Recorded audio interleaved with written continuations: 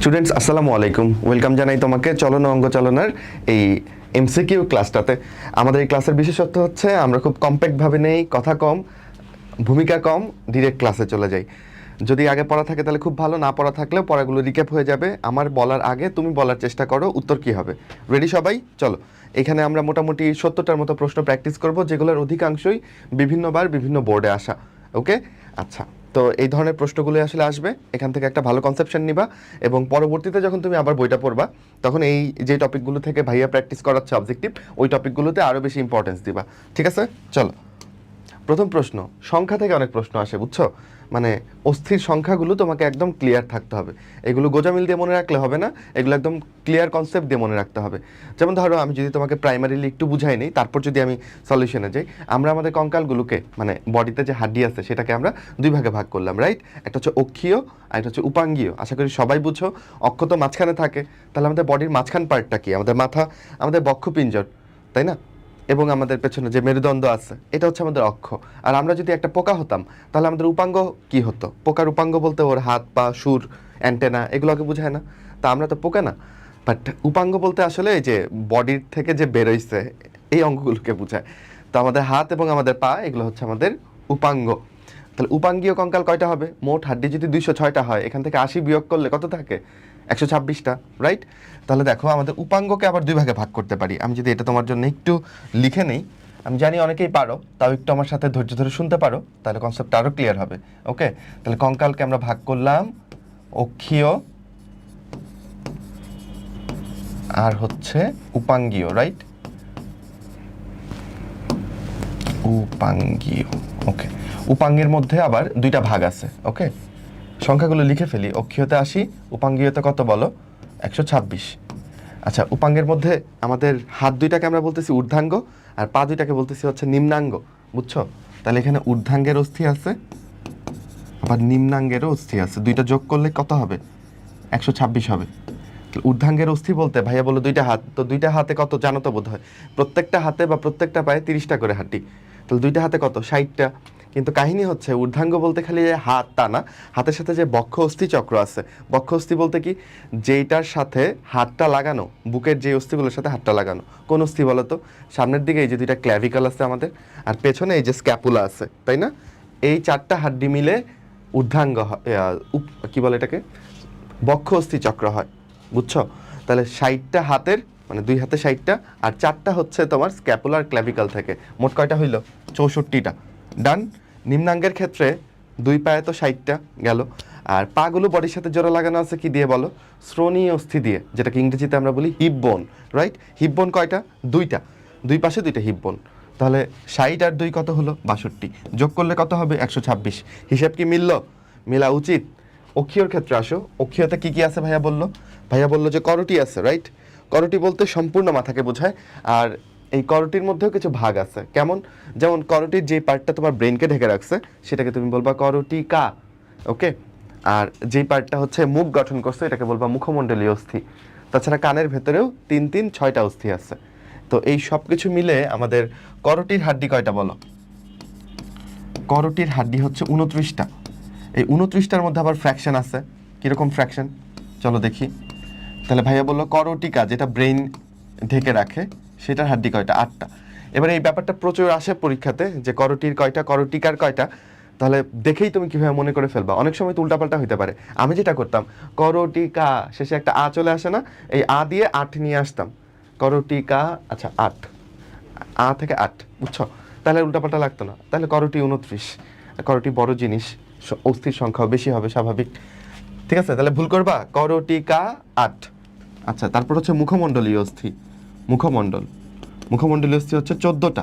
ঠিক আছে, তো মুখের মধ্যে তুমি মনে মনে 14 লিখে রাখো, যে মুখের হাড্ডি হচ্ছে 14টা। কানের হাড্ডি কয়টা বলতে ভাইয়া? কর্ণাস্থি হচ্ছে 6টা। দুই কান যেহেতু তোমার, কর্ণাস্থি হচ্ছে 6টা। কত হলো? 28টা হইলো। আরেকটার হিসাব মিললো না। আরেকটা কোথায় আছে? আরেকটা হচ্ছে তোমার আছে হচ্ছে এইখানে হাইওয়েট অস্থি, রাইট? হাইওয়েট, এই হচ্ছে তোমার 29টা হাড্ডি। আচ্ছা, করটিরটা গেল। তারপর মেরুদণ্ডে আছে কতগুলো? 33টা। মেরুদণ্ডের আছে 33টা, রাইট? 33টার মধ্যে কি কি বলো তো? এর মধ্যে তোমার গ্রীবাদেশীয় আছে 7টা, যেটাকে আমরা সার্ভাইকাল বলি।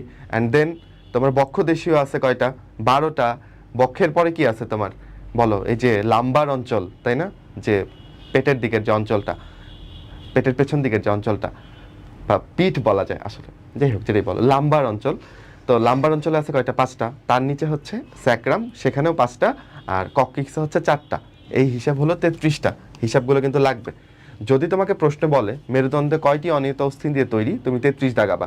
কিন্তু যদি কোনোভাবে প্রশ্নে পূর্ণবয়স্ক কথাটা লেখা থাকে, তাহলে অবশ্যই 26 দাগাবা। কারণ পূর্ণবয়স্ক অবস্থাতে 33টার জায়গায় ওই স্যাক্রামের 5টা মিলে একটা হয়ে যায়, ককিক্সের 4টা মিলে একটা হয়ে যায়, তখন সংখ্যাটা কমে আসে, 26 আসে। বুঝছো? পূর্ণবয়স্ক থাকলে 26 দাগাবো, পূর্ণবয়স্ক কথা লেখা না থাকলে মেরুদণ্ডে কয়টা থাকে বললে 33 দাগাবো। ডান। আচ্ছা, তারপর হচ্ছে আমাদের বক্ষপিঞ্জর। বক্ষপিঞ্জর মানে তো বুঝছো, বুকের খাঁচা। বক্ষপিঞ্জরে কয়টা? 25টা। কিভাবে ভাইয়া? দুই পাশে 24টা রিপস আর মাঝখানে একটা স্টারনাম, এই তো হয়ে গেল 25টা। তুমি যদি এখন হিসেব করো যে 33 আর 29 কত হয় বলো? 62। এই ঠিক বলছি কি? হ্যাঁ, 62 আর 25 কত? আচ্ছা, এইখানে তুমি যদি 33 ধরে হিসাব করো তাহলে আবার হিসাব মিলবে না, এখানে তোমাকে একটু 26 ধরে হিসাব করতে হবে। ওকে, 26 ধরে হিসাব করতে হবে। তো 25 আর 26 হচ্ছে 51, 51 আর 29 হচ্ছে 80। কিন্তু ওই যে মেরুদণ্ডের কনফিউশন আমি তোমাকে ক্লিয়ার করে দিচ্ছি, পূর্ণবয়স্ক কথা থাকলে তুমি 26 দাগাবা, আর যদি পূর্ণবয়স্ক না থাকে শুধু মেরুদণ্ডে কয়টা থাকে বলে 33 দাগাবা। হাড্ডির হিসেবটা পড়ে নিয়ে এখন আমি যদি অবজেক্টিভ সলভে যাই তোমার অনেক আরাম লাগবে, আই বিলিভ দ্যাট। চলো দেখি কোনটা। আচ্ছা, প্রথম প্রশ্নটাই তো শেষ করিনি। তাহলে দেখো, এই যে প্রথম প্রশ্ন, করটিকা আ বলছে, আমি আর কোনো দিকে তাকাবো না। করটিকা যেহেতু, তাহলে 8টা। এখানে সব ইংরেজিতে লেখা, এটাকে 4 ভাইবো না, ঠিক আছে? এটা 8। করটি বললে 29। 25 কোথায় বলো? বক্ষপিঞ্জর। 14 কোথায়? মুখমণ্ডলীয় অস্থি। সংখ্যা দেখেই মনে পড়ে যাবে আমাদের। তারপর আসো কোনটা করটিকার অস্থি। তাহলে অস্থিগুলোর নামও এবার জানতে হবে। করটিকার হাড্ডি কি কি আছে বলো? করটিকার হাড্ডিগুলো কিন্তু সোজা আছে, সামনের দিকে এটা ফ্রন্টাল, তোমরা সবাই জানো।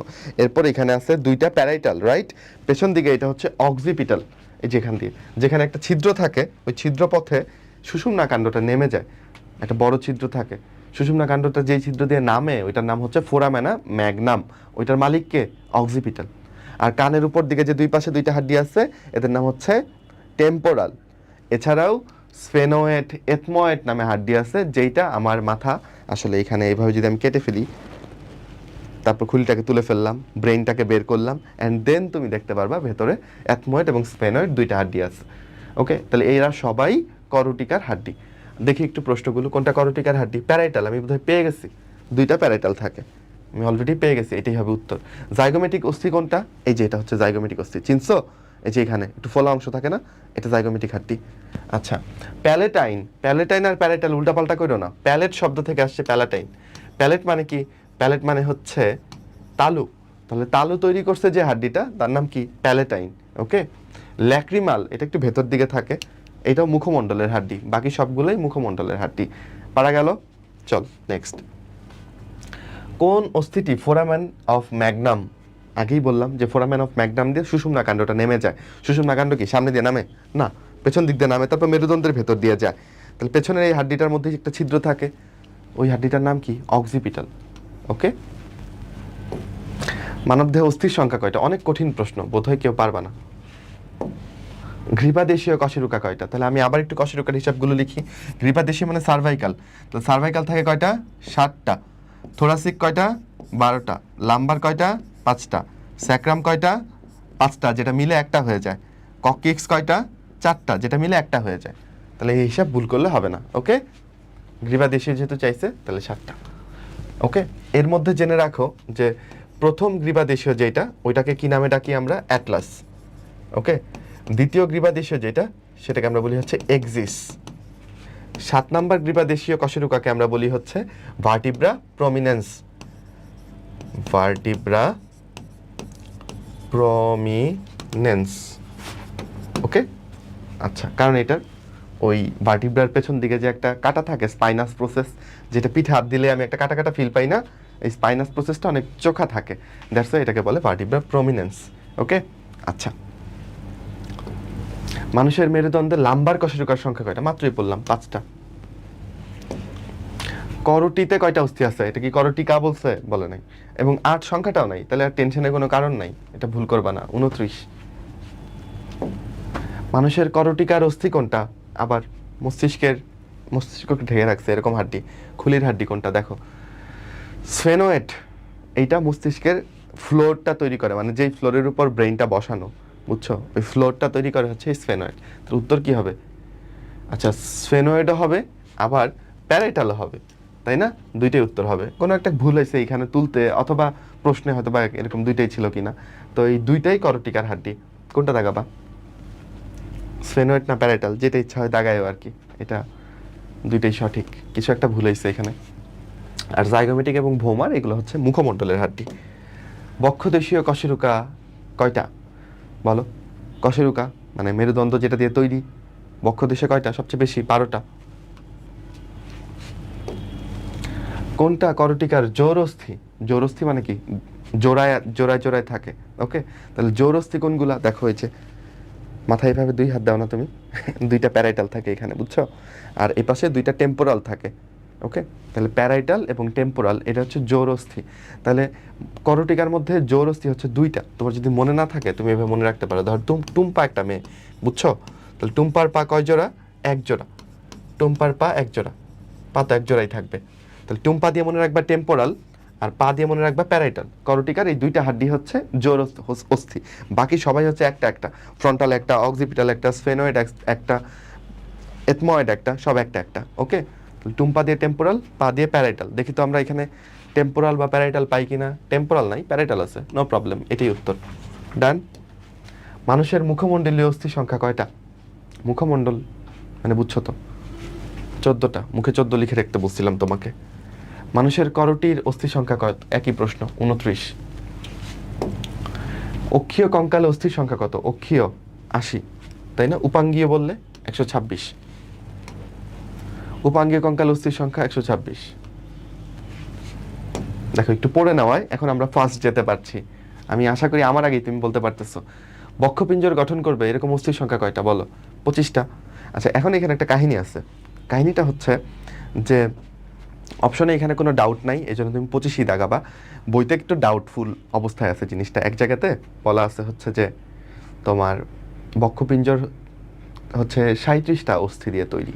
তো ওইখানে হিসাবটা কিভাবে করছে, বেসিকলি বুকের খাঁচাটা তুমি যদি নাও, তাহলে পেছন দিকের ভার্টিব্রাগুলোকে তুমি কি বাদ দিতে পারবা? পেছন দিকের ভার্টিব্রাগুলো তো খাঁচা তৈরিতে হেল্প করছে, খাঁচাটাকে বন্দি করছে পেছন দিক থেকে, তাই না? মানে কশেরুকাগুলো। তো এই 12টা কশেরুকাকে যদি বিবেচনায় নেই, তাহলে এখানে 12, আর পরশুকা হচ্ছে তোমার 12 12 24, কত হলো? 36, আর একটা স্টারনাম মিলে হলো 37। তখন সেই ক্ষেত্রে কিন্তু 37ও হইতে পারে। আর এখন তুমি যে প্রশ্নটা আমাকে করবা, ভাই যদি 25 আর 37 দুইটাই থাকে অপশনে, কি দাগাবো? এখানে 37 নাই, তাই কোনো প্যারা নাই, 25ই দাগাবা। তো এই ক্ষেত্রে আসলে স্পেসিফিক্যালি বলা যাচ্ছে না, এক্ষেত্রে আল্লাহর নাম নিয়ে একটা দাগাই দিবা। বাট যেহেতু অপশনে 37 দিচ্ছে, এমনও হইতে পারে যে টিচার 37 ব্যাপারটা জানে, হ্যাঁ, এবং এটা ইন্টেনশনালি দিচ্ছে। আশা করি যে দুইটা অপশন একসাথে থাকবে না। ঠিক আছে, বুঝছো? তাইলে বক্ষপিঞ্জরের সংখ্যা 25 হইতে পারে, 37 হইতে পারে, দুই বিবেচনায়। বইতে ম্যাক্সিমাম জায়গাতে এটাই লেখা যে 25, হ্যাঁ, একটা জায়গায় লেখা হচ্ছে 37, কারণ হচ্ছে ওই যে কশেরুকাগুলোকে বিবেচনায় নিয়েছে। দেন হাতের আঙুলে ফ্যালাঞ্জেস থাকে, তোমরা জানো, তাই তো? তো এক হাতে বলো, এক পায়ে বলো, ফ্যালাঞ্জেস সংখ্যা কয়টা হবে? দেখো তুমি হাত দিয়ে মুখ ধরতেছো না, বুঝছো, তাহলে মুখে আর এই হাতে সেম 14টা। তাও যদি বিশ্বাস না হয় তুমি গুনে নিতে পারো, বুঝছো। দেখো এই প্রত্যেকটাই 4টা আঙুলে কতগুলা করে? 1 2 3 3 4 12, বুঝতেছো না ফ্যালাঞ্জেসগুলা? এই যে এখানে 1টা 2টা 3টা। আচ্ছা, এই বুড়ো আঙুলে কি 3টা? না, বুড়ো আঙুলে কিন্তু 2টা। 12 আর 2 14 হয়ে গেল। প্রত্যেক হাতে প্রত্যেক পায়ে 14টা করে ফ্যালাঞ্জেস। শ্রোণীচক্রের অস্থি কোনটা? কক্কিক্স কই থাকবে বলো?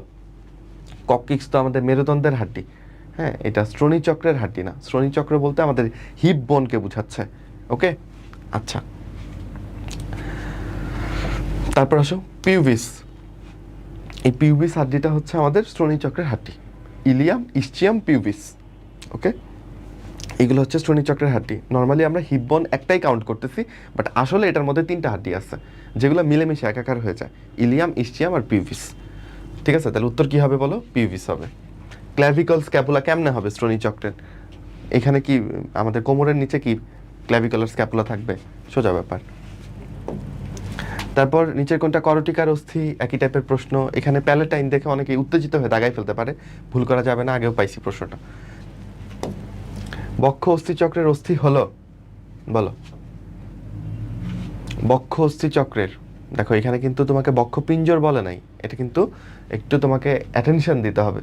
এটা দেখে তোমার যদি মনে হয় আরে স্টারনাম পরশুকা এগুলো তো বক্ষের অস্থি, এটা বক্ষ পিঞ্জর না, বক্ষ অস্থি বলতে বুঝবো আমরা স্ক্যাপুলা এবং ক্ল্যাভিকালকে। ওকে, আচ্ছা তাহলে উত্তর কি হবে? ক্ল্যাভিকাল। অরৈখিক পেশি, অরৈখিক পেশি মানে কি বলো? অরৈখিক মানে হচ্ছে অনৈচ্ছিক পেশি।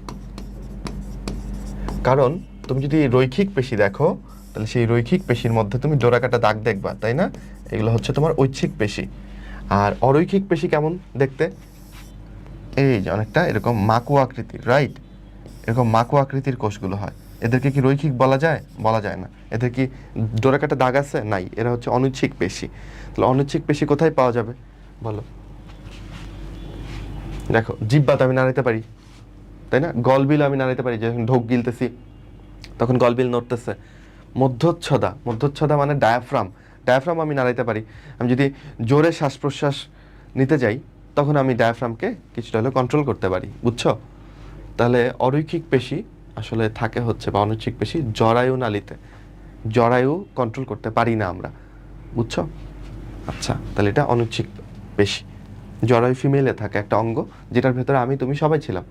মানে কখন ছিলাম? যখন আমরা আসলে মায়ের গর্ভে, তখন ওই জরায়ু নামক অঙ্গে আমরা সবাই ছিলাম, যেটা শ্রোণী অঞ্চলেই থাকে। এবং নর্মালি এটা কত হাতের তালুর মতো একটা বড় অঙ্গ মনে করো, কিন্তু এটা গর্ভাবস্থায় প্রায় 20 গুণ বড় হয়ে যায়, এই পর্যন্ত উঠে যায় একদম পেটের, বাচ্চা ধারণ করার জন্য। আচ্ছা করটিকার অংশ কোনটা? এই একই টাইপের প্রশ্ন, এথময়েড, বাকিগুলো সব মুখমণ্ডলের অস্থি। কোনটা কশেরুকার? আচ্ছা কোন কশেরুকার সেন্ট্রাম বৃক্ক আকৃতির? তাহলে আমরা বেশ কয়েক রকমের কশেরুকা দেখেছি, তাই না? গ্রীবাদেশীয়, বক্ষদেশীয়, লাম্বার, তারপর হচ্ছে কি স্যাক্রাম, ককিক্স, এই সবগুলোর মধ্যেই মানে একটা কশেরুকার দুইটা পার্ট আছে, বুঝছো? একটা হচ্ছে ওর দেহ বা সেন্ট্রাম, ওকে? আচ্ছা এরপর হচ্ছে এখানে কি থাকে বলো? আর্চ। আর্চের মধ্যে কি থাকবে? আর্চের মধ্যে হচ্ছে এই যে ট্রান্সভার্স প্রসেস, স্পাইনাস প্রসেস, এগুলো থাকবে। আর এটাকে আমরা বলি হচ্ছে ভার্টিব্রাল ফোরামেন। ঠিক আছে, খুব সিম্পলিফাইড ছবি আঁকলাম। তো কার কশেরুকার সেন্ট্রাম কি আকৃতির, এটা কিভাবে মনে রাখা যায়? দেখো আমাদের থোরাসিক কশেরুকার সেন্ট্রামের আকৃতি হচ্ছে হার্ট শেপড, এই যে এরকম, বুঝছো? তো এটা কিভাবে মনে রাখবা? থোরাসিক অঞ্চলে হার্ট থাকে না বলো, তাহলে এটার কশেরুকার আকৃতি কি? কাকতালীয়ভাবে মিলে গেছে ব্যাপারটা, হার্ট শেপড। আবার লাম্বার এলাকা, এই যে পিঠের দিকে এই এলাকাটা, এখানে কি থাকে বলো? কিডনি থাকে না? তাহলে লাম্বার কশেরুকার সেন্ট্রামের আকৃতি কীরকম হবে? বৃক্ক আকৃতির। বৃক্কর আকৃতিটা কীরকম? এই যে এইটা অনেকটা কিডনি আকৃতির, তাই না? লাম্বারের আকৃতিটা হচ্ছে এরকম, এবং এইটার সেন্ট্রামটাই সবচেয়ে বড়। ঠিক আছে, লাম্বারের সেন্ট্রামটাই সবচেয়ে বড়, তাহলে উত্তর হবে লাম্বার। ওকে, আচ্ছা। আর আমাদের, আচ্ছা গেল এটা। মেরুদণ্ডের কোন অংশে 7টা কশেরুকা থাকে? সার্ভাইকাল অঞ্চলে 7টা থাকে। গ্রীবাদেশীয় কশেরুকা কয়টা? আর কতবার দাগাবো আমরা এটা? 7টা। থোরাসিক কশেরুকার সংখ্যা 12টা। সুষুম্নাকাণ্ডকে সুরক্ষিত রাখবে কে? মেরুদণ্ডের মধ্যে দিয়ে সুষুম্নাকাণ্ডটা যায়, তাহলে মেরুদণ্ডই আসলে সুষুম্নাকাণ্ডকে সুরক্ষিত রাখে, বুঝছো? মানে ধরো কিভাবে বুঝাই, আসলে কশেরুকা কয়েকটা হাতে থাকলে খুবই ভালো হতো, বোনসগুলো নিয়ে ক্লাসটা শুরু করলে খুব ভালো হতো। আমি ভাবছি আচ্ছা লাগবে না, বুঝাই ফেলবো। সো মেরুদণ্ডগুলোর যে কশেরুকা আছে প্রত্যেকেরই একটা করে কি ভার্টিব্রাল ফোরামেন আছে না? এই সবগুলো ভার্টিব্রাল ফোরামেন মিলে একটা কি তৈরি করে? ক্যানেল তৈরি করে, ওকে? তো এই ক্যানেলের মধ্য দিয়ে, এই যে ধরো এই কালোটা হচ্ছে সুষুম্নাকাণ্ড, কলমটা, তো এই ক্যানেলের মধ্য দিয়ে এই সুষুম্নাকাণ্ডটা এইভাবে থাকে আর কি, ওকে? ভেতর দিয়ে, তাহলে ভেতরে সুরক্ষিত থাকলো না সে ক্যানেলের ভেতর, ওকে? পশুকার কোন অংশটা কশেরুকার সাথে সংযুক্ত? আচ্ছা খুবই ভালো প্রশ্ন, এবার খেয়াল করো। আগে বলো পরশুকা কোন ধরনের কশেরুকার সাথে সংযুক্ত থাকবে? লাম্বার কশেরুকা, সার্ভাইকাল কশেরুকা? না, কারণ আমাদের সার্ভাইকাল বা লাম্বার এরিয়াতে তো পরশুকা নাই, পরশুকা আছে বক্ষ অঞ্চলে, তাহলে ওরা শুধুমাত্র থোরাসিক কশেরুকার সাথেই সংযুক্ত থাকবে, ঠিক? তাহলে কখনো যদি তোমাকে কেউ বলে যে কিভাবে তুমি একটা থোরাসিক কশেরুকা চিনবা, সেটা চেনার সবচেয়ে ভালো উপায় হচ্ছে আমি তোমাকে একটা থোরাসিক কশেরুকা এঁকে দেখাই। দেখো হার্ট শেপড একটা কশেরুকা, মানে সেন্ট্রাম, ওকে? আচ্ছা এবার এটা হচ্ছে ওর ট্রান্সভার্স প্রসেস, এটা হচ্ছে ওর স্পাইনাস প্রসেস, এই দিক দিয়ে আরেকটা ট্রান্সভার্স প্রসেস, এইখানে হচ্ছে ওর ভার্টিব্রাল ফোরামেন। আচ্ছা, এটা চেনার সবচেয়ে ভালো উপায় হচ্ছে তুমি এইখানটাতে কি দেখতে পাবা, কোস্টাল ফ্যাসেট দেখতে পাবা। কি বললো ভাইয়া এটার নাম? Coastal facet. তো কোস্টাল ফ্যাসেটটা বেসিকলি কি, এইখানে হচ্ছে রিবস লাগানো থাকবে। ওকে, রিবস লাগানো থাকার দরুন এইখানটাতে একটু অবতল একটা জায়গা থাকবে, ওইটাকে আমরা বলি কোস্টাল ফ্যাসেট। ওকে, তাহলে কোস্টাল ফ্যাসেটে বেসিকলি তোমার অন্য একটা রং নেই, এটা ধরো রিবস, রিবসের মস্তকটা এখানে লাগানো থাকবে। এরপর মস্তকের পরে কি কি আছে, গ্রীবা, গ্রীবার পরে এখানে একটা টিউবারকল আছে রিবসের, বুঝছো? এই যে এটা একটা রিবস বা পরশুকা। তাহলে এই টিউবারকলের এখানে দেখো ট্রান্সভার্স প্রসেসটা লেগে আছে, খেয়াল করছো? এটাকে আমরা বলি হচ্ছে টিউবারকুলার ফ্যাসেট, কারণ এখানে টিউবারকলটা লাগে। তাহলে আমি দেখলাম যে একটা পরশুকার সাথে একটা ভার্টিব্রা বা কশেরুকার কি কি পার্ট লাগতেছে। পরশুকার মস্তকটা লাগতেছে হচ্ছে কোস্টাল ফ্যাসেটে, আর টিউবারকলটা লাগতেছে টিউবারকুলার ফ্যাসেটে, বুঝতেছো? আচ্ছা, এই দুইটা জায়গায় ওদের কানেকশন। তাহলে এখানে দেখি কোথাও আছে কিনা, মস্তক আছে। পরশুকার অংশ কি কি? এইগুলো অংশ। পরশুকার অংশ হচ্ছে মস্তক, গ্রীবা, টিউবারকল, তারপর হচ্ছে এটা বাঁকানো একটা শ্যাফট, এবং এর সামনের দিকে কি থাকবে বলো? এর সামনের দিকে হচ্ছে তোমার কোস্টাল কার্টিলেজ, যেই কার্টিলেজ দিয়েও কার সাথে লাগানো থাকবে বলো? স্টারনামের সাথে জোড়া লাগানো থাকবে। ওকে, তো উত্তর কি হবে বলো? উত্তর বোধহয় পেরে গেছো তোমরা, টিউবারকল হবে উত্তর, রাইট? আচ্ছা, অ্যান্ড দেন জিফয়েড প্রসেস কোথায় থাকে? তাহলে জিফয়েড প্রসেসের জন্য আমাকে এঁকে ফেলতে হবে হচ্ছে একটা স্টারনাম।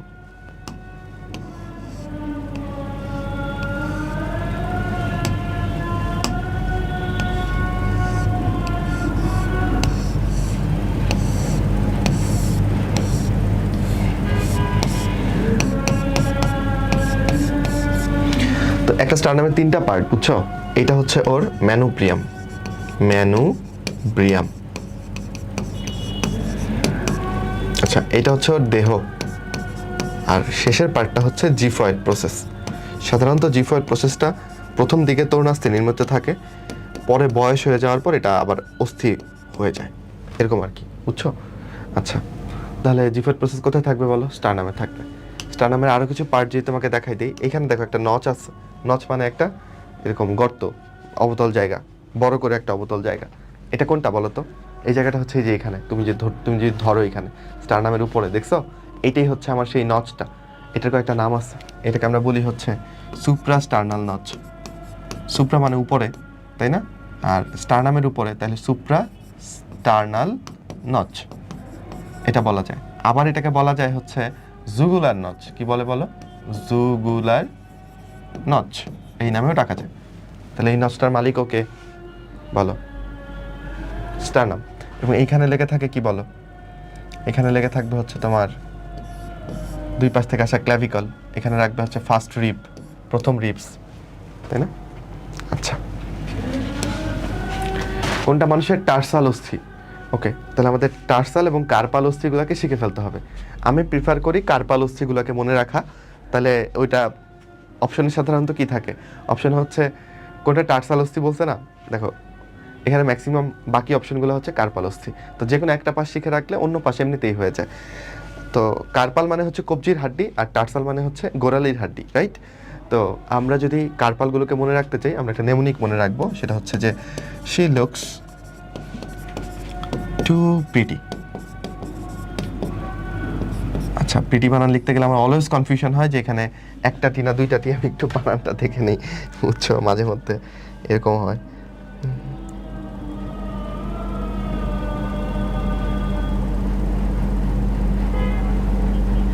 না, দুইটা টি হবে আই গেস। হ্যাঁ, ঠিক আছে, ভুল লিখে নিই। আচ্ছা, ওকে, তারপর হচ্ছে ট্রাই টু ক্যাচ হার। ওকে, আচ্ছা, তো এইটা একটা লাইন ছেলেদের বোধহয় বেশি মনে থাকবে, মেয়েরাও মনে রাখো কষ্ট করে। এটা দিয়ে আমরা কার্পাল যে 8টা অস্থি আছে, মানে কবজিতে আমাদের 8টা করে হাড্ডি থাকে, এই 8টা হাড্ডির নাম শিখে রাখবো, ঠিক আছে? চলো, তাহলে সি দিয়ে হচ্ছে স্ক্যাফয়েড। কি নাম বলো? Scaphoid, scaphoid. ওকে, লুকস দিয়ে হচ্ছে লুনেট। টু দিয়ে হচ্ছে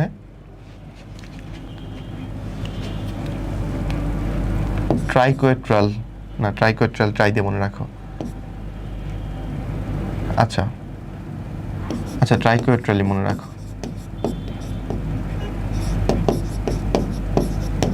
পিটি দিয়ে হচ্ছে পিসিফর্ম, পিসিফর্ম, ওকে।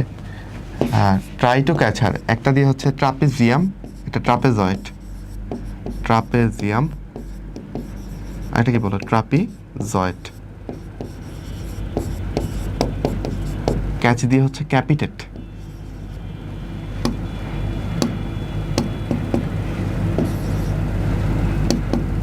ক্যাপিটেট। আর হাড় দিয়ে হচ্ছে হ্যামেট। এই হচ্ছে আমাদের কবজিতে থাকা 8টা হাড্ডি, মনে থাকবে? সিলেক্স টিউবরিটি, ট্রাই টু ক্যাচার, scaphoid, lunate, triquetral, pisiform, trapezium, trapezoid, capitate, hamate. এটা একদম মানে হাড্ডিগুলো এই সিরিয়ালেই থাকে, বুঝছো? যাই হোক, তাহলে তুমি একটু খেয়াল করো এই বাকি সব অপশনগুলো কি, ট্রাপিজিয়াম, ট্রাপিজয়েড, ট্রাইকোয়েট্রাল, এরা সব সব কি কার্পাল হাড্ডি না? তাহলে ট্যালাস এটা কি বলো? এটা হচ্ছে গোড়ালির হাড্ডি, টার্সাল হাড্ডি। পারবো এরকম করে? পারবো আশা করি। নিচে কোনটা? যুগলার নস থাকে, অলরেডি শিখাইছি তোমাকে, তাই না? এটা হবে স্টারনাম। স্টারনামের এই নচটার নাম হচ্ছে যুগুলার নচ বা সুপ্রাস্টার্নাল নচ। করটির কোন ছিদ্রের মধ্যে দিয়ে স্পাইনাল কর্ড প্রসারিত হয়? তাহলে করটি থেকে কোন ছিদ্র পথে স্পাইনাল কর্ডটা বের হয়, এটা জানতে চাইছি তোমার কাছে। উত্তর কি হবে? অক্সিপিটালের ফোরামেন ম্যাগনাম, এটা, তাই না? আচ্ছা, অবটুরেটর ফোরামেন কই থাকে? অবটুরেটর ফোরামেন তো থাকে হচ্ছে তোমার ওই হিপ বোনের মধ্যে, বুঝছো? শ্রোণীয়স্থির মধ্যে। ইন্টারভার্টিব্রাল ফোরামেন কোনটা? ইন্টারভার্টিব্রাল ফোরামেনটা বুঝানো, ধরো এটা একটা ভার্টিব্রা, ওকে, আমি সাইড থেকে দেখতেছি। আচ্ছা, এটা হচ্ছে তার স্পাইনাস প্রসেস, ওকে, এটা একটা ভার্টিব্রা। এইটা হচ্ছে তোমার আরেকটা ভার্টিব্রা, এইটা হচ্ছে আরেকটা ভার্টিব্রা। আমি কিন্তু সাইড থেকে দেখতেছি, আবারও বলতেছি, ওকে। 3টা ভার্টিব্রা আঁকলাম মনে করো। দেখো এই ভার্টিব্রাগুলোর সাইড থেকে তুমি যদি দেখো, দেখবা যে এই যে ও দিল কিছু, ও দিল কিছু দিয়ে এখানে একটা ছিদ্র বানাইছে, তাই না? আচ্ছা, এই ছিদ্রটার নাম হচ্ছে ইন্টারভার্টিব্রাল ফোরামেন। 2টা ভার্টিব্রা মিলে বানাইছেন এটা, এই জন্য এটার নাম ইন্টারভার্টিব্রাল ফোরামেন। এটার সাথে আর ভার্টিব্রাল ফোরামেন কোনটা? ওই যে একটা কশেরুকা যদি আমি আঁকি, সেটার যে একটা ছিদ্র আছে সেন্ট্রালি, হ্যাঁ, ওইটা দেখার জন্য আমাকে ভার্টিব্রাটাকে একটু কি টপ ভিউতে আঁকতে হবে, উপর থেকে দেখতে হবে ভার্টিব্রাটাকে।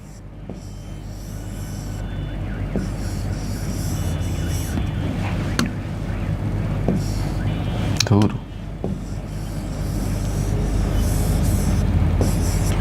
এইটা হচ্ছে ভার্টিব্রাল ফোরামেন, আর এটা হচ্ছে ইন্টারভার্টিব্রাল ফোরামেন। ভার্টিব্রাল ফোরামেন একটার থাকে, আর ইন্টারভার্টিব্রাল ফোরামেনটা 2জন মিলে তৈরি করে। হ্যাঁ, ভার্টিব্রাল ফোরামেন দিয়ে কি যাবে? ভার্টিব্রাল ফোরামেন দিয়ে যাবে হচ্ছে স্পাইনাল কর্ড, ওকে। তাহলে এই ফোরামেনটা আছে কোথায় আসলে বলো? এই যে এই বরাবর। এটাকে একটু অন্য রং দিয়ে আঁকি, বোঝানোর চেষ্টা করতেছি তোমাকে। তাহলে এই বরাবর হচ্ছে তোমার কি গেছে বলো? স্পাইনাল কর্ড গেছে, ঠিক আছে। সবগুলো ভার্টিব্রাল ফোরামেন মিলে কি তৈরি করছে? ভার্টিব্রাল ক্যানেল। সেই ক্যানেল বরাবর কি গেছে? এই স্পাইনাল কর্ডটা চলে গেছে, ওকে। এবার এই স্পাইনাল কর্ড থেকে কি বের হয়? স্পাইনাল নার্ভ বের হয়। এই নার্ভটা কোন দিক দিয়ে বের হবে? এই দিক দিয়ে বের হবে, বুঝছো? কোন দিক দিয়ে? এটা কোন দিক দিয়ে বাইরে এলো? ইন্টারভার্টিব্রাল ফোরামেন দিয়ে। তাহলে মনে রাখবা, স্পাইনাল কর্ড যায় হচ্ছে ভার্টিব্রাল ক্যানেল দিয়ে। ক্যানেল কেমনে তৈরি হয়েছে? অনেকগুলো ভার্টিব্রাল ফোরামেন মিলে একটা ক্যানেল তৈরি করছে। আচ্ছা, তাহলে কর্ড যাবে ক্যানেল দিয়ে, কর্ড ক্যানেল, ক ক। আর সুষুম্না স্নায়ু কোন দিক দিয়ে বের হয় যদি কেউ জিজ্ঞেস করে, তাহলে তুমি বলবা যে ইন্টারভার্টিব্রাল ফোরামেন দিয়ে এই সুষুম্না স্নায়ু বের হয়। কথা কি ক্লিয়ার? বুঝাইতে পারছি আমি তোমাকে? আচ্ছা, এটা হচ্ছে ইন্টারভার্টিব্রাল ফোরামেন।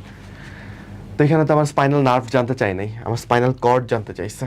তো স্পাইনাল কর্ড আর এটা করোটিড জিনিস জানতে চাইছে। যদি বলতো মেরুদণ্ডের কোন দিক দিয়ে, তাহলে আমি বলতাম ভার্টিব্রাল ক্যানেল, তাই না? গেল। আর ট্রান্সভার্স ফোরামেন কি? ট্রান্সভার্স ফোরামেন হচ্ছে শুধু থাকে, মনে রাখবা, এটা শুধু সার্ভাইকাল, সার্ভাইকাল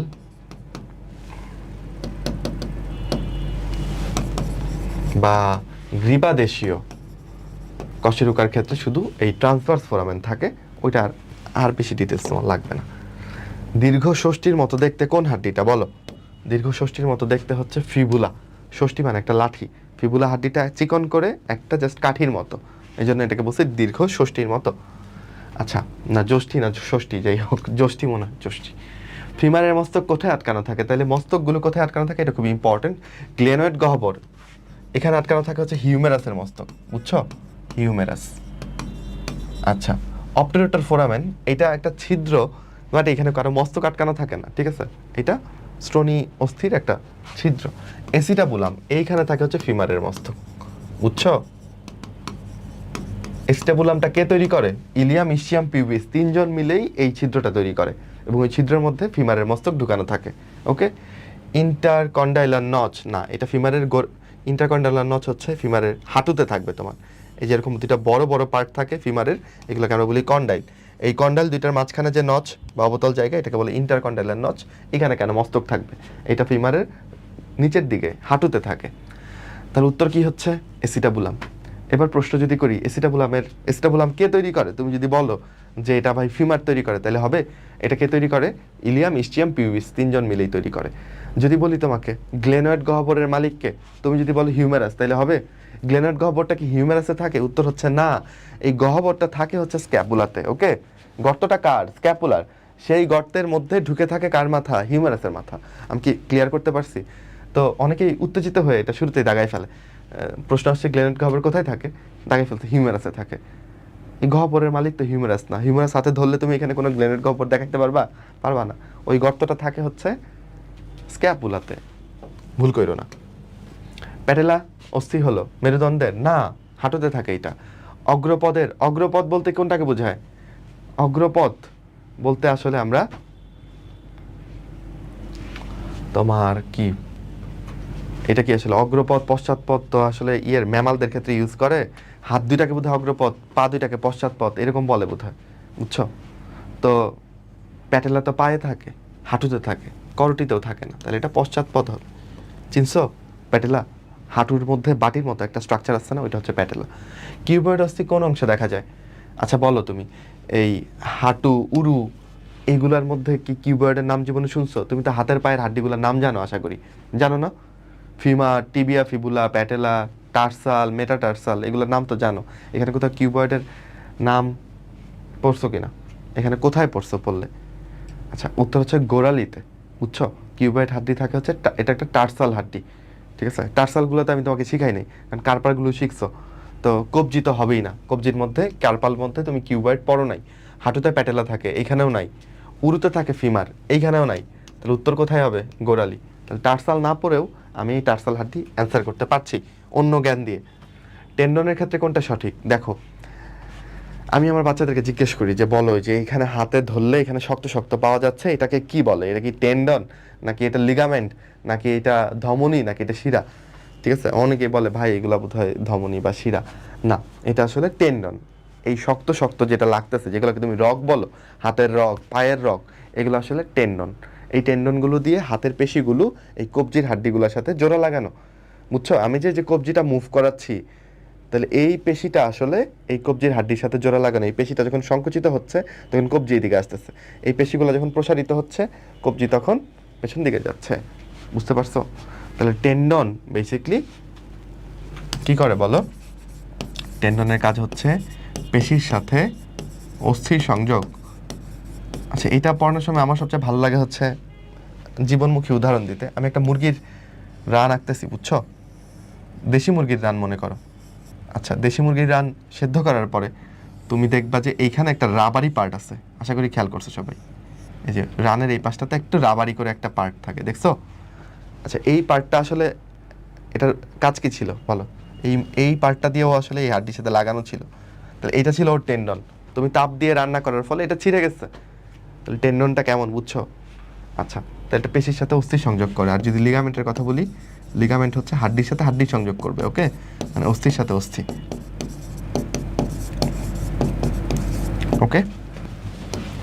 অ্যান্ড দেন আচ্ছা, অস্থির মাতৃকায় বা ম্যাট্রিক্সে কোন ধরনের কোষ থাকবে? অস্থি কোষ কি কি আছে বলো? আচ্ছা, অস্থি কোষ আছে হচ্ছে অস্টিওপ্রোজেনিটার কোষ আছে, অস্টিওব্লাস্ট আছে, অস্টিওসাইট আছে, অস্টিওক্লাস্ট আছে, তাই না? এই 4 রকমের কোষ থাকে। আচ্ছা, তাহলে অস্টিও থাকলে বুঝবা এটা অস্থি রিলেটেড। কন্ড্রো থাকলে কি? তরুণাস্থি রিলেটেড। যেমন অস্থির আবরণের নাম কি? পেরিঅস্টিয়াম। আর তরুণাস্থির আবরণের নাম কি? পেরিকন্ড্রিয়াম। তাহলে কন্ড্রো মানে তরুণাস্থি, অস্টিও মানে অস্থি। তুমি খেয়াল করলে দেখবা এই সবগুলো অপশনে একটা করে কন্ড্র আছে, দেখছো? তাহলে কন্ড্র থাকলে কি আমি এই অপশন দাগাইতে পারবো? এগুলো তো তরুণাস্থির ব্যাপার। তাহলে কেউ এটা জাস্ট এই বেসিক ব্যাপারটা জানলে উত্তর করে ফেলতে পারবে। উত্তর হবে কি অস্টিওব্লাস্ট এবং অস্টিওসাইট। অস্টিওব্লাস্ট মানে হচ্ছে অপরিণত অস্থিকোষ, আর অস্টিওসাইট মানে পরিণত অস্থিকোষ। আজকের পর থেকে যেখানে ব্লাস্ট শব্দ দেখবা সেটা হচ্ছে অপরিণত, যেখানে সাইট দেখবা সেটা হচ্ছে পরিণত। ওকে, এবার একটু লিভার। আচ্ছা এই লিভার, আচ্ছা এইখানে আমরা কোন লিভার নিয়ে পড়তেছি বলো? এই দুই রকমের লিভার আছে। প্রথম যে লিভারটা লিখছি এটা তোমার পেটে থাকে, হ্যাঁ, তোমার একটা খুবই গুরুত্বপূর্ণ অঙ্গ। আর দ্বিতীয় যে লিভার লিখছি এটা ফিজিক্সের জিনিস, যেখানে অল্প বল প্রয়োগ করলে বেশি ফল পাওয়া যায়। যেমন আমি যদি তোমাকে বলি একটা সুপারিকে তুমি ক্র্যাশ করো, কাটো, তুমি দেখবে এমনি কাটতে পারতেছো না, কিন্তু ওই যে শর্টটা দিয়ে খুব সহজে কেটে ফেলতে পারতেছো, তাই না? ঠেলা গাড়ি দিয়ে কত মাল ঠেলে নিয়ে যাচ্ছ, এই মালগুলোকে যদি বলি এমনি এমনি ঠেলে নিয়ে যাও, এমনি মাথায় নিয়ে যাও, পারবা? পারবা না। তাহলে লিভার হচ্ছে এমন একটা যন্ত্র যেখানে অল্প বল প্রয়োগ করলে বেশি ফল পাওয়া যায়। তো এই লিভারের যে নীতি, এই লিভারের তিনটা পার্ট থাকে, তিনটা না আসলে চারটা পার্ট থাকে। চারটা পার্ট কি কি বলো? একটা হচ্ছে ভার, ভার মানে হচ্ছে ওজনটা, ওকে। তারপর হচ্ছে থাকে হচ্ছে প্রচেষ্টা, প্রচেষ্টা হচ্ছে তুমি যে বলটা দিচ্ছ, হ্যাঁ, ঠেলাগাড়ি ঠেলতেছো তোমার বল দিয়ে, এটা হচ্ছে তোমার প্রচেষ্টা। আর ঠেলাগাড়ির উপর যে মালগুলো আছে এগুলো হচ্ছে ভার। আচ্ছা এবার থাকে হচ্ছে পিভট। পিভট কি জিনিস? পিভট হচ্ছে ওই জয়েন্টটা, বুঝছো? যেমন ধরো শর্তার ক্ষেত্রে দুইটা পার্ট যেখানে জয়েন্ট থাকে ওইটা হচ্ছে পিভট, বুঝছো? ঠেলাগাড়ির ক্ষেত্রে যেখানে চাকাটা থাকে ওইটা হচ্ছে পিভট, ওকে। আচ্ছা আরেকটা থাকে হচ্ছে লিভার বাহু। লিভার বাহু, লিভার বাহু তো বুঝছো? লিভার বাহু হচ্ছে ওই যে শর্তার যে দুইটা বাহু, ওইটাই লিভার বাহু। এই পার্টগুলো থাকে।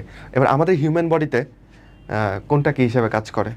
আচ্ছা, তো ভার হিসেবে কাজ করে হচ্ছে, ধরো যেমন ধরো আমি যদি মনে করি আমার মস্তিষ্কের যে ওজন, আমার মাথার যে ভার, আমাকে যদি আমার মাথাটা বলতো যে তুমি অলওয়েজ এটা হাতে ধরে এভাবে রাখো, আমার জন্য খুবই কষ্ট হয়ে যাইতো।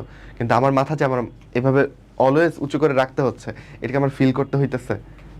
ফিলই করতে হইতেছে না, ওজনটা আমি মাথার ওজনটা বুঝতেছিই না। তো এখানে একটা লিভার সিস্টেম আছে আর কি। তো ভার হচ্ছে এরকমই কিছু, বা তুমি একটা কোনো বস্তু তুলতে গেলা সেটা হচ্ছে তোমার ভার। আর প্রচেষ্টা হচ্ছে এটা আসে তোমার মাসেল থেকে, মানে পেশি থেকে, ওকে। এবং এই পেশি থেকে যে বলটা আসে সেটাই হচ্ছে তোমার প্রচেষ্টা, ওকে। আচ্ছা পিভট হচ্ছে কি? জয়েন্টগুলো, ঠিক আছে, মানে অস্থি সন্ধিগুলো হচ্ছে পিভট হিসেবে কাজ করে। অস্থি সন্ধি, সন্ধি, ঠিক আছে। আর লিভার বাহু হিসেবে কাজ করে অস্থিগুলো, বোনসগুলো হচ্ছে লিভার বাহু। এই হচ্ছে আমাদের বডিতে এটার সিস্টেম। 3 রকমের লিভার আছে, প্রথম শ্রেণী, দ্বিতীয় শ্রেণী, তৃতীয় শ্রেণী। তো কোন লিভারটা কীরকম, লিভার নিয়ে অনেক পড়াতে হচ্ছে, কারণ এটা নিয়ে অনেকগুলো প্রশ্ন আমি দেখছি। তো আমি যেটা মনে রাখতাম, বুঝছো, মনে রাখতাম হচ্ছে পি ভ প্র, ঠিক আছে। প্রথম শ্রেণী, দ্বিতীয় শ্রেণী, তৃতীয় শ্রেণী, এই তিনটার জন্যে এই পি ভ প্রটা মনে রাখতাম। আচ্ছা পি দিয়ে হচ্ছে বেসিক্যালি পিভট। আমরা খালি মনে রাখবো যে মাঝখানে কে থাকে, তাইলে আমাদের হয়ে যাবে। দ্বিতীয় দিয়ে হচ্ছে ভার, তৃতীয় দিয়ে হচ্ছে প্রচেষ্টা, প্রচেষ্টা, ওকে। তাহলে দেখো পিভট মাঝখানে, এক পাশে ভার, এক পাশে তোমার হচ্ছে কি বলো, প্রচেষ্টা। এমন হইলে তুমি এটাকে কি বলবা? প্রথম শ্রেণীর লিভার, ঠিক আছে। দ্বিতীয় শ্রেণীর লিভার ওই এক পাশে ভার, এক পাশে প্রচেষ্টা, এক পাশে ভার তো মাঝখানে, এক পাশে পিভট, ধরো এই পাশে পিভট, আর এই পাশে হচ্ছে তোমার প্রচেষ্টা। তাহলে এটা হচ্ছে দ্বিতীয় শ্রেণীর লিভার। মাঝখানে খালি কি থাকে আমরা সেটা জানবো, দুই পাশে যে কোনোটা থাকতে পারে। তৃতীয় শ্রেণীর ক্ষেত্রে মাঝখানে হচ্ছে প্রচেষ্টা থাকতেছে, তাহলে এক পাশে পিভট, আরেক পাশে কি বলো, ভার। এমন হলে এটাকে বলবো তৃতীয় শ্রেণীর লিভার। তাহলে এই ব্যাপারটা ক্লিয়ার? পি ভপ্র, পি ভপ্র ক্লিয়ার? আচ্ছা, মাঝখানে কি থাকে ওইটা দিয়ে আমরা এটা ডিটেক্ট করে ফেলবো পরীক্ষা যদি আসে যে নিচে কোনটা প্রথম শ্রেণীর লিভারের নিয়ম, তো তুমি দেখবা মাঝখানে পিভট আছে কিনা। আচ্ছা এবার আমাদের বডিতে কোথায় কোনটা দেখা যায়? তো প্রথমটা দেখা যায় হচ্ছে আমাদের, প্রথম যে এক্সাম্পলটা তোমাকে দিলাম, যে মাথাকে যে ধরে রাখছে বেসিকলি, এখানে আমাদের অ্যাটলাসের সাথে, অ্যাটলাস হচ্ছে প্রথম সার্ভাইকাল কশেরুকা, এটার সাথে আমাদের যে অক্সিপিটাল বোনসের জয়েন্টটা, বুঝছো, ওইটাই হচ্ছে পিভট। আর এখানে ভার হিসেবে কাজ করতেছে কে? আমাদের মাথা। আর প্রচেষ্টা হিসেবে কাজ করতেছে কে? এই আমাদের গ্রীবাদেশীয় যে পেশিগুলো আছে, এই পেশিগুলো থেকে যে শক্তিটা পাচ্ছি সেটা হচ্ছে প্রচেষ্টা হিসেবে কাজ করতেছে। তাহলে ভার হচ্ছে তোমার উপরে, ওকে, ভার উপরে, দেখো মাথার ভার। আর জয়েন্টটা হচ্ছে মাঝখানে, মানে পিভটটা মাঝখানে। আর প্রচেষ্টাটা হচ্ছে নিচে। প্রচেষ্টা কোথায়? এই ঘাড়ের পেশিগুলা। তাহলে জিনিসটা কি প্রথম শ্রেণীর লিভারের মতো হচ্ছে না বলো? আচ্ছা, তাহলে প্রথম শ্রেণীর লিভার কই দেখা যায় বলো? মাথার খুলিতে, বুঝলা? আচ্ছা, মাথার ঘাম কোথায় পড়ে? পায়ে পড়ে। তাহলে দ্বিতীয় শ্রেণীর লিভারে একদম পায়ে চলে যাও। ওকে, মাথার খুলি থেকে একদম পায়ে চলে যাবা। তাহলে গোড়ালিতে, মানে গোড়ালি না, যে তুমি যদি পায়ের, আচ্ছা পায়ে লিখে রাখি তাহলেই হবে। তুমি যদি পায়ের আঙুলের উপর ভর করে দাঁড়াও, ঠিক আছে, যদি পায়ের আঙুলের উপর দেখো, আমার আমার ওজন মোটামুটি 2 মণ, ঠিক আছে, 2 মণের বেশি। তাহলে 2 মণ ওজনকে আমার যদি বলো ভাই একটা 2 মণ ওজনের কিছু একটা তুলে নেন, আমি তুলতেই পারবো না। কিন্তু আমি যদি চাই আমার পুরো বডিকে আমি জাস্ট বুড়ো আঙুলের উপর দাঁড়ায় যাব, দেখো কি সহজে আমি দাঁড়ায় গেলাম, তাই না? সহজে আমি আমার 2 মণ ওজনকে উপরে তুলে ফেলতে পারতেছি। সো আমার পায়ের আঙুলেও এখানে একটা লিভার হিসেবে কাজ করতেছে। তো এটা হচ্ছে দ্বিতীয় শ্রেণীর লিভার। ওকে, আচ্ছা, তৃতীয় শ্রেণীর লিভার কোথায় দেখা যায়? হাতে চলে আসো, কনুই। কনুই। তাহলে আমি যদি কোনো একটা বস্তু নেই, ঠিক আছে, ধরো একটা বস্তু নিলাম, আচ্ছা, তাহলে এটা হচ্ছে আমার দ্বিতীয় শ্রেণীর লিভার, তৃতীয় শ্রেণীর লিভার হিসেবে কাজ করে। তাহলে খুলিতে প্রথম, মাথার ঘাম পায়ে ফেলে পায়ে চলে যাবে, দ্বিতীয়টা হচ্ছে পায়ে, তৃতীয়টা হচ্ছে মাঝখানে কনুই, কনুই সন্ধিতে। তাহলে এখানে পিভট হিসেবে কাজ করবে কে বলো? তোমার এই কনুইয়ের এই জয়েন্টটা, ঠিক আছে। ভার হিসেবে কাজ করবে কে? ভার হিসেবে তুমি হাতে যে বস্তুটা রাখছো সেটা ভার। আর প্রচেষ্টাকে দিবে বলো? প্রচেষ্টা দিবে হচ্ছে তোমার এই হাতের এই মাসেলগুলো। তাহলে দেখো মাঝখানে কি পড়লো? মাঝখানে প্রচেষ্টা পড়লো না? এগুলো মাঝখানে, এক পাশে ভার, এক পাশে পিভট। তাহলে এটা কত শ্রেণীর হইলো? তৃতীয় শ্রেণীর হইলো না? কিছু বুঝতেছো? আচ্ছা, কোনটা থেকে কি সুবিধা পাও এটাও তোমার বইতে আছে। যেমন দ্বিতীয় শ্রেণীর লিভার থেকে তুমি অল্প বল প্রয়োগে অনেক ফলকে, মানে অল্প বল প্রয়োগে অনেক ওজনকে তুলতে পারবা উপরে, যেটা বললাম। আচ্ছা, তৃতীয় শ্রেণী থেকে দ্রুত সঞ্চালন সুবিধা পাবা, দ্রুত সঞ্চালন করতে পারতেছো। অনেক জ্ঞান দেওয়া হইলো লিভার নিয়ে। এখন বলো, এখন উত্তর করো, তৃতীয় শ্রেণীর লিভার কোন অঙ্গে কার্যকর? হাতে চলে যাবা, হাতের কনুই সঞ্চালনে। মাথার ক্ষেত্রে কোনটা? প্রথম শ্রেণীর লিভার। পায়ের গোড়ালি কোনটা বলো? দ্বিতীয় শ্রেণী। কোমর সঞ্চালনে লিভারের কোনো কথা বলা নাই বইতে। বক্ষপিঞ্জরের অস্থিগুলোর প্রান্তভাগ কোন ধরনের তরুণাস্থি থাকে? ওকে, আচ্ছা, লিভারের প্রশ্নগুলো বোধহয় একটু পরে আসবে। আগে অস্থি তরুণাস্থির যে এক্সাম্পল, হ্যাঁ, এইটাও পাশাপাশি একটু পড়ে ফেলতে হবে। মানে তরুণাস্থি থাকে 4 রকমের, বুঝছো? কি কি বলো? প্রথমটা হচ্ছে হায়ালিন বা স্বচ্ছ, হায়ালিন বা স্বচ্ছ তরুণাস্থি। তারপরেরটা কি? তারপরেরটা হচ্ছে তোমার হোয়াইট ফাইব্রাস বা শ্বেত তন্তুময়, শ্বেত তন্তুময়। তারপরটা মনে রাখতে পারো ইলাস্টিক, এটা সবাই সবাই পারো, এটার এক্সাম্পল আমি জানি। যেটা বাংলা করি আমরা হচ্ছে পিত তন্তুময়। পিত মানে হলুদ, মানে এখানে তন্তুগুলো একটু হলদে থাকে, আর এটার তন্তুগুলো সাদা থাকে। ওকে, আরেকটা হচ্ছে তোমার ক্যালসিফাইড, ক্যালসিফাইড। তো ক্যালসিফাইড এনে ক্যালসিয়াম চলে আসে না? ক্যালসিয়ামের একটা যৌগের নাম বলো? চুন। তাহলে এটাকে বাংলা করছে হচ্ছে চুনময়। এগুলো হচ্ছে আমাদের টাইপ। এই 4টা টাইপের এক্সাম্পল না পারলে হবেই না, পরীক্ষাতে প্রচুর আসবে, বিভিন্ন পরীক্ষাতে, বুঝছো? তাহলে চলো দেখি, হায়ালিন বা স্বচ্ছ তরুণাস্থি, এটার এক্সাম্পল কি? এটার এক্সাম্পলের ক্ষেত্রে তোমাকে যেটা করতে হবে, তুমি এভাবে মনে রাখবা যে আমাদের সবার ইচ্ছা কি বলো? যে আমরা মরার সময়, ঠিক আছে, একটা যেন স্বচ্ছ নিঃশ্বাস হইলেও যেন পাই। মানে আসলে নিঃশ্বাস তো ত্যাগ করে, বাট তুমি এভাবে মনে রাখবা যে স্বচ্ছ স্বচ্ছ নিঃশ্বাস পাক, ঠিক আছে, মানে শেষ বেলাতেও স্বচ্ছ একটা নিঃশ্বাস পাক, এই ঢাকার এই দূষিত নিঃশ্বাস না পাক, ঠিক আছে, স্বচ্ছ নিঃশ্বাস পাক। তো নি দিয়ে মনে রাখবো হচ্ছে নাক, ঠিক আছে, শ্বাস দিয়ে মনে রাখবো হচ্ছে শ্বাসনালী, শ্বাসনালী, হ্যাঁ, এবং স দিয়ে মনে রাখবো হচ্ছে স্বরযন্ত্র, মানে কি স্বরযন্ত্র মানে কি? ল্যারিংস। ওকে, পা দিয়ে মনে রাখবো হচ্ছে পরশুকা, পরশুকার প্রান্ত ভাগে যে পরশুকার প্রান্ত ভাগে কশরুকাত কি বলে এটাকে, তরুণাস্থি থাকে না? স্টার্নামের পরশুকাতে এই পর্যন্ত আসে, এই দিক দিয়ে এসে এ পর্যন্ত আসছে, এইখান থেকে নিয়ে স্টার্নাম পর্যন্ত এইটুকু কি থাকবে? এইটুকু একটা তরুণাস্থি থাকবে না, যেটাকে আমরা বলি হচ্ছে কি বলা যায় এটাকে বলো? কোস্টাল কার্টিলেজ বলি আমরা এটাকে, বুঝছো? তো ওইটাও কিরকম? স্বচ্ছ। আর ক দিয়ে হচ্ছে কান, কানের কোথায়? কর্ণকুহর, কর্ণকুহর, মানে কানের ভেতরে যে যেখানে তুমি কটন বাড দিয়ে খুঁচাও ওইখানেও তরুণাস্থিময়, ওইটা হচ্ছে স্বচ্ছ, ঠিক আছে। তাহলে তোমার একটা ইচ্ছে কি বলো, ড্রিম কি তোমার, যে স্বচ্ছ নিঃশ্বাস পাক। হ্যাঁ, ভাই মরার সময় একটা স্বচ্ছ নিঃশ্বাস পাক। আচ্ছা, তো নাক, শ্বাসনালী, স্বরযন্ত্র, পরশুকা, কর্ণকুহর, মনে থাকবে। এবার আসো শ্বেততন্তুময়। আচ্ছা, এই শ্বেততন্তুময়ের ব্যাপারটা বললেই আমার কাছে একটু অরিও বিস্কিটের কথা মনে পড়ে যেত, বুঝছো। অরিও বিস্কিটের ভেতরে, অরিও বিস্কিট দেখছো তো বোধ হয় তোমরা, বা ওই টাইপের আরও বিস্কিট আছে, মানে কালো কালো দুইটা বিস্কিট, মাঝখানে একটা সাদা ক্রিম দেওয়া থাকে, দেখছো। আচ্ছা, তো শ্বেততন্তুময় বললে ওই শ্বেত মানে সাদা ওই ক্রিমটার কথা মনে পড়তো। আমি কল্পনা করতাম যে আচ্ছা, অরিও বিস্কিট দুইটা হচ্ছে আমাদের কশেরুকা।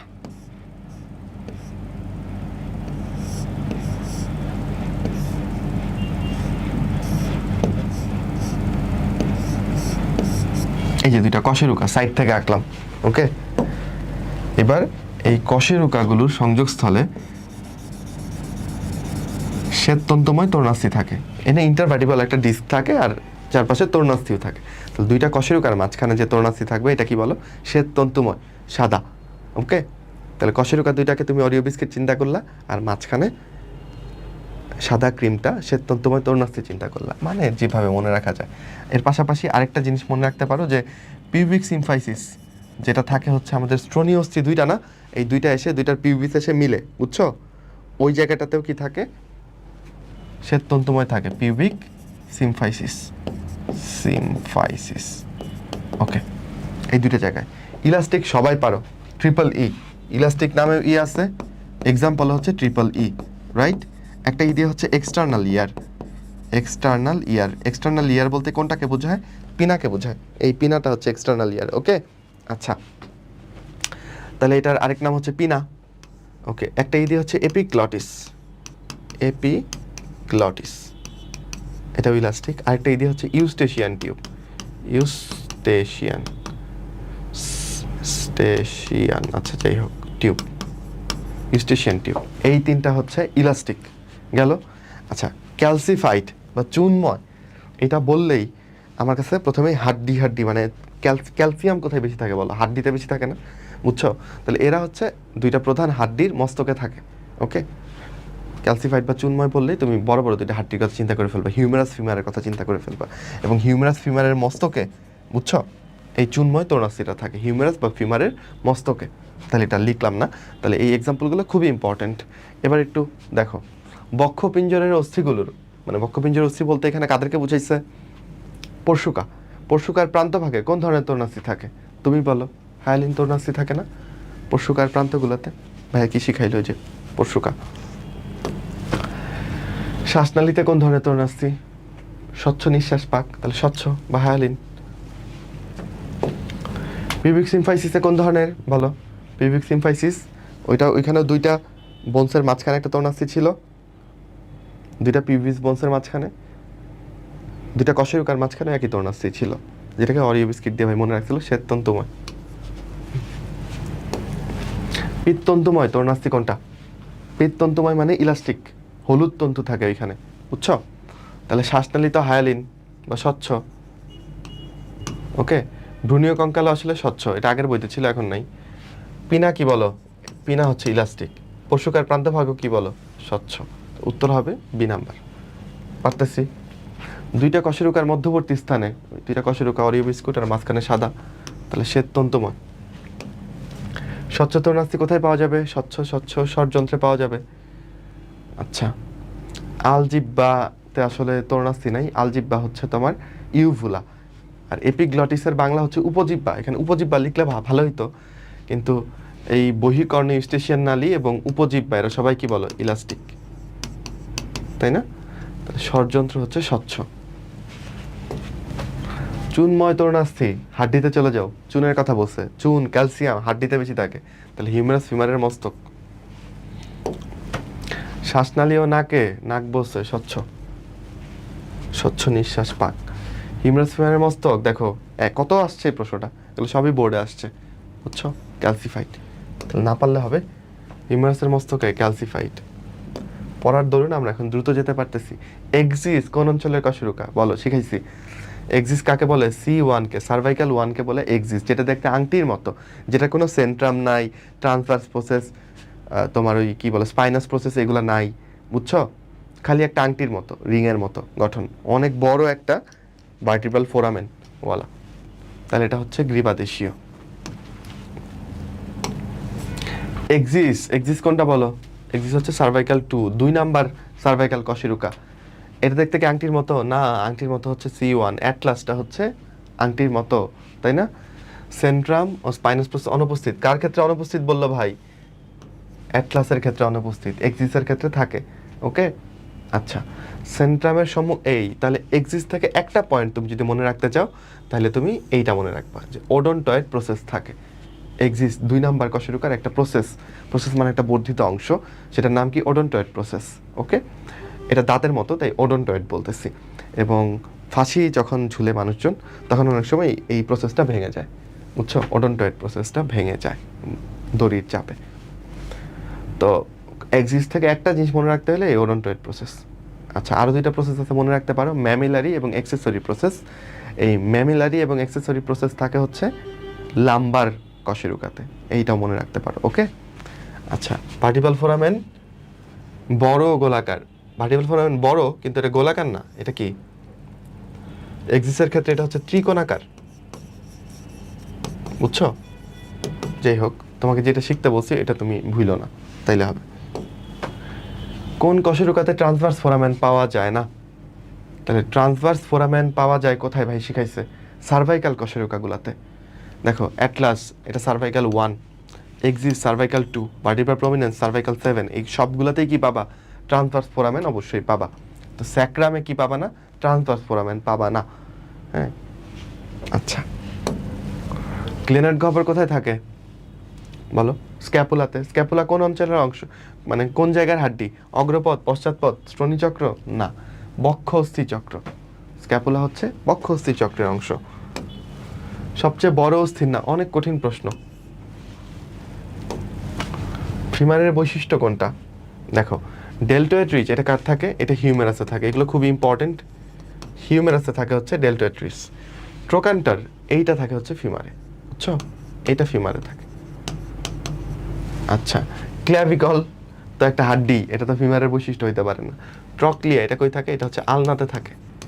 এই পার্টগুলো একটু একটু যখন মেইন ক্লাস যদি কেউ করে থাকো তাহলে তো ক্লিয়ার হয়ে যাবে। তবে যেটুকু বলতেছি এইগুলো খুবই ইম্পর্টেন্ট, বাকি অপশনগুলো।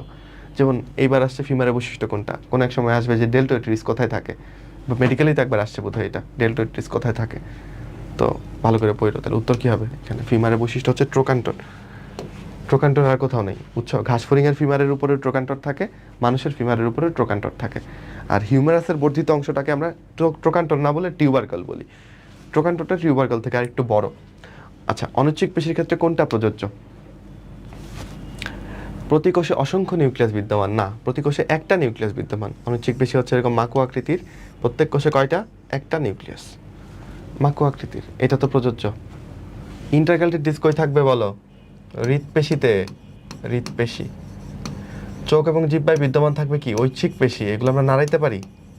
তাহলে এখানে অনৈচ্ছিক পেশি থাকবে না। উত্তর কি হবে তাহলে? সি নাম্বারটা হবে উত্তর।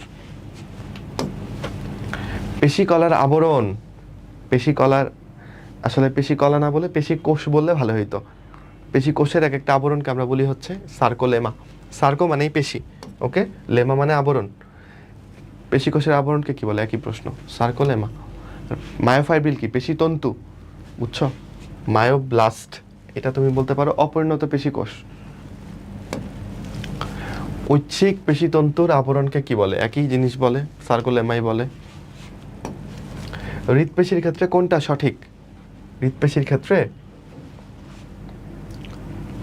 ইন্টারক্যালটিক ডিস্ক থাকবে, এটা তার অনন্য বৈশিষ্ট্য।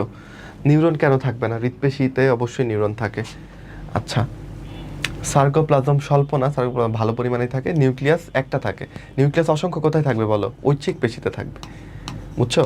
ঐচ্ছিক পেশি বা রৈখিক পেশিতে একটা কোষে অনেকগুলো নিউক্লিয়াস থাকবে। মায়োফাইব্রিল মানে পেশিতন্তু কি দিয়ে তৈরি? দুইটা প্রধান জিনিস দিয়ে তৈরি, অ্যাক্টিন এবং মায়োসিন। ওকে, ঐচ্ছিক পেশির ধর্ম কোনটা? ওকে, সহজে ক্লান্ত হয় না, না ঐচ্ছিক পেশি ক্লান্ত হয়। হৃৎপেশি সহজে ক্লান্ত হয় না, কারণ হৃৎপেশির নিঃশ্বাস কাল বড়, বুঝছো? এই দুইটাই তাহলে কার বৈশিষ্ট্য বলো? এগুলো হচ্ছে হৃৎপেশির বৈশিষ্ট্য। আচ্ছা।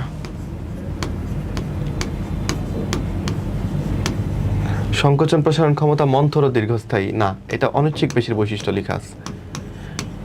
ঐচ্ছিক পেশির সংকোচন প্রসারণ মন্থর না, খুব দ্রুত সংকোচন প্রসারণ করা যায়। তাহলে সংকোচন প্রসারণ স্বতঃস্ফূর্ত এবং ছন্দবদ্ধ নয়, এটা ঠিক আছে।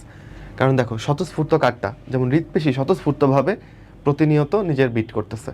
আমার ঐচ্ছিক পেশি কি নিজের মতো করে স্বতঃস্ফূর্তভাবে কিছু করতেছে, নাকি আমার অর্ডারে করতেছে? আমার অর্ডারে। এটা কি ছন্দে কিছু করতেছে, মানে প্রতিনিয়ত এরকম করে লাফাচ্ছে, এরকম কিছু করতেছে না। তো ঐচ্ছিক পেশি কাজটা ছন্দবদ্ধ না, স্বতঃস্ফূর্ত না। তুমি যখন চাইবা তখন, মানে পেশির স্বতঃস্ফূর্ত না, তোমার জন্য স্বতঃস্ফূর্ত। উত্তর এ নাম্বার হবে। ঐচ্ছিক পেশি কোথায় পাওয়া যায় বলো? এখানে কোনটা নাড়াইতে পারবা? যদি বলি পাকস্থলী নাড়া পারবা? অনেকেই আছে যে আরে ভাই আমি তো পেট চিপে রাখতে পারি। পেট চিপা হচ্ছে পেটের মাসেল দিয়ে চাপতেছো। পাকস্থলীকে তুমি, পাকস্থলীর যে পেশিগুলো আছে ওই পেশি দিয়ে তুমি চাপতে পারতেছো না। তো পেটের এই পেশিগুলা ঐচ্ছিক পেশি, পাকস্থলীর পেশি কিন্তু ঐচ্ছিক না, ওটা অনিচ্ছিক, বুঝছো? বা আমাদের যে অন্ত্রের পেশিগুলো আছে এগুলো অনিচ্ছিক পেশি। ওরা হচ্ছে ইন্টারকোস্টাল, সরি কি বলতেছি, পেরিস্টালসিস করে ওরা মুভমেন্ট করে, বুঝছো? এরকম ক্রম সংকোচন প্রসারণ করে, এতে করে খাবারটা সামনের দিকে আগায়। ওইটা তোমার কোনো কন্ট্রোল নাই। তোমার যদি বলি তুমি তাড়াতাড়ি তোমার পাকস্থলীটা খালি করো, তুমি পারবা? যে খাবারটাকে তাড়াতাড়ি একটু নিচে পাঠাও, তো পারবা? পারবা না। তাহলে এটা অনিচ্ছিক পেশি। হৃৎপেশি অনিচ্ছিক, জরায়ু অনিচ্ছিক, জিহ্বা নাড়াইতে পারতেছি, তাহলে এটা ঐচ্ছিক। ইন্টারক্যালটেড ডিস্ক কই পাবা? কার্ডিয়াক পেশিতে পাবা। অনন্য বৈশিষ্ট্য। ইন্টারক্যালটেড ডিস্কটা কি ভাই? এই যে এটা ধরো একটা হৃৎপেশি, হৃৎপেশি হচ্ছে এরকম শাখান্বিত হয়, মনে রাখবা। এবং দুইটা হৃৎপেশির কানেক্টিং পয়েন্টে কি থাকে বলো? ইন্টারক্যালটেড ডিস্ক থাকে। এই যে দুইটা হৃৎপেশি কোষের মাঝখানে যে ডিস্কটা, এটা ইন্টারক্যালটেড ডিস্ক, এবং এটা হৃৎপেশিকে সংকুচিত প্রসারিত হইতে হেল্প করে। আচ্ছা, সংকোচনে কোন উপাদানটা কাজ করে? ইন্টারক্যালটেড ডিস্ক কাজ করে। কোন পেশিতে ইন্টারক্যালটেড ডিস্ক পাওয়া যায়? কার্ডিয়াক পেশিতে। পেশির ক্ষেত্রে প্রযোজ্য কোনটা? ইন্টারক্যালটেড ডিস্ক সংশ্লিষ্ট পেশি মানে কি? হৃৎপেশি। এটার ক্ষেত্রে প্রযোজ্য কোনটা? সংকোচন প্রসারণ স্বতঃস্ফূর্ত, এটা ঠিক লাগতেছে। সহজে অবসাদগ্রস্ত হয় না, শাখাবিহীন না, এদের শাখা আছে। নিউক্লিয়াস অসংখ্য না, নিউক্লিয়াস কয়টা? একটা। তার উত্তর হবে বি নাম্বার। দেহের কোন অংশকে উপরে উঠতে সাহায্য করে কোন পেশি? আচ্ছা তাহলে দেখো, ডিপ্রেসার হচ্ছে কোন অংশকে নামাইতে হেল্প করবে, বুঝছো? যেমন ধরো এই যে আমাদের এইখানে চোয়ালের যে এখানে পেশি আছে, ঠিক আছে, এটার নাম হচ্ছে তোমার ম্যাসেটার পেশি। তো এইটা বেসিক্যালি কি করে, তোমার ম্যান্ডিবুলার ডিপ্রেসি বলে একটা পেশি আছে, ডিপ্রেসার ম্যান্ডিবুলি, ওইটা হচ্ছে তোমার ম্যান্ডিবলকে নিচে নামায়। এবারে উপরে তুলতে হবে না, তখন এই যে এখানে একটা পেশি আছে, এটার নাম হচ্ছে ম্যাসেটার পেশি, এটা তোমার ম্যান্ডিবলটাকে আবার উপরে তুলবে। ওকে, ওইটা হচ্ছে লিভেটার, এলিভেট করতেছে সে। উত্তর হবে লিভেটার। অ্যাবডাক্টর কি? যেই পেশিটা তোমার হাত বা পাকে দেহে থেকে দূরে সরাই নিবে, ওটা হচ্ছে অ্যাবডাক্টর। অ্যাডাক্টর কি? যে কাছে নিয়ে আসবে। ওকে, তাহলে অ্যাবডাক্টরের এক্সাম্পল হচ্ছে ডেল্টয়েড। ডেল্টয়েড পেশিটা তুমি একটু এভাবে দেখতে পারো, যে এখন এভাবে রাখো হাতটা আমার মতো এবং চেক করো তোমার ডেল্টয়েডটা এখন নরম, রাইট? তাহলে ডেল্টয়েডটা এখন প্রসারিত অবস্থায় আছে। পেশি সংকুচিত হলে শক্ত হয়, এবং মনে রাখবা পেশি কাজ করে সংকুচিত হয়ে, পেশি কখনো প্রসারিত হয়ে কাজ করে না, পেশি সংকুচিত হয়ে কাজ করে। তাহলে আমার ডেল্টয়েডটা এখনও কাজ করতেছে না, রাইট? আমি যে ডেল্টয়েডকে কাজ করাই, সংকুচিত করাই, দেখো এই অবস্থায় নিলে ডেল্টয়েডটা যথেষ্ট শক্ত এবং সংকুচিত। তো এখন আমার ডেল্টয়েডটা কাজ করছে, কাজ করার ফলে আমার হাত কোথায় গেল? বডি থেকে দূরে গেল। তাহলে ডেল্টয়েডটা কি অ্যাবডাক্টর না অ্যাডাক্টর? অ্যাবডাক্টর। অ্যাড হইলে তো সংযুক্ত করতো, বডির কাছে আনতো, অ্যাডাক্টর কাছে আনতো, কিন্তু ও তো দূরে নিয়ে গেছে, তাহলে ও অ্যাবডাক্টর, বুঝছো? আর রোটেটর পেশি হচ্ছে যে ঘুরাইতে হেল্প করে। ধরো আমি যদি আমার পাটাকে এরকম ঘুরাই, হ্যাঁ এরকম করে ঘুরাই, তো এখানে একটা পেশি আছে পাইরিফর্মিস, তো ওইটা হচ্ছে রোটেট করে। তাহলে অ্যাবডাক্টর গেল। অ্যাবডাক্টর কি বলো? এটা শিখে রাখো, ডেল্টয়েড পেশি। ওকে, আচ্ছা নিচের কোনটা ডেল্টয়েড পেশির প্রতিপক্ষীয় জোর? আচ্ছা, এটার ইংরেজি হচ্ছে আসলে অ্যান্টাগনিস্ট। অ্যান্টাগনিস্ট, অ্যান্টাগনিস্ট হচ্ছে, ধরো একটা পেশি যদি সংকুচিত হয় আরেকটা পেশিকে প্রসারিত হইতে হয় বাধ্য হয়ে। যেমন আমি যদি আমার এই যে বাইসেপস পেশিকে সংকুচিত করি, তাহলে আমার অটোমেটিক এই ট্রাইসেপসকে প্রসারিত হইতে হয়েছে। এটা ট্রাইসেপসের অনিচ্ছাতেই বলতে পারো, কারণ পেশি কাজ করে সংকুচিত হয়ে, বাইসেপস কাজ করছে ট্রাইসেপসকে প্রসারিত হইতে হয়েছে। তাহলে একজন একজনের বিপরীত হলো না, দুইজন হচ্ছে একজন আরেকজনের অ্যান্টাগনিস্ট। আর অ্যাগনিস্ট বলা যাইতো কাদেরকে? যদি দুইটাই সংকুচিত হইতো বা দুইটাই প্রসারিত হইতো, তখন তারা অ্যাগনিস্ট হইতো, সহযোগী হইতো। তো ডেল্টয়েড পেশি কি করতেছে আমার হাতটাকে দেহ থেকে দূরে নিচ্ছে, রাইট? ডেল্টয়েডটা এখন শক্ত এবং সংকুচিত অবস্থায় আছে, আমার হাত দূরে চলে গেছে। ডেল্টয়েড এখন সংকুচিত, কিন্তু ডেল্টয়েড সংকুচিত হয় কাকে প্রসারিত হইতে হয়েছে জানো?